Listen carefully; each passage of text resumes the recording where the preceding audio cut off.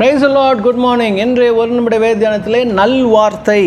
எரேமியா 33:14 சொல்லுகிறது, இதோ நாட்கள் வரும் என்று கர்த்தர் சொல்லுகிறார், அப்பொழுது நான் இஸ்ரவேல் குடும்பத்துக்கும் யூதாவின் குடும்பத்துக்கும் சொன்ன நல் வார்த்தையை நிறைவேற்றுவேன்.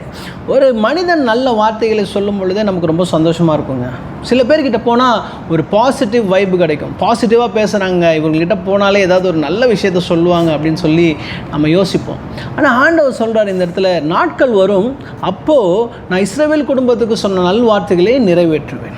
இன்றைக்கி ஆண்டவர் உங்களை பார்த்து சொல்கிறாரு, நாட்கள் வந்து விட்டது. உங்களுக்கு ஆண்டவர் சொன்ன வாக்கு தத்தங்களையும் நல்ல வார்த்தைகளையும் ஆண்டவர் என்ன பண்ண போகிறாரு?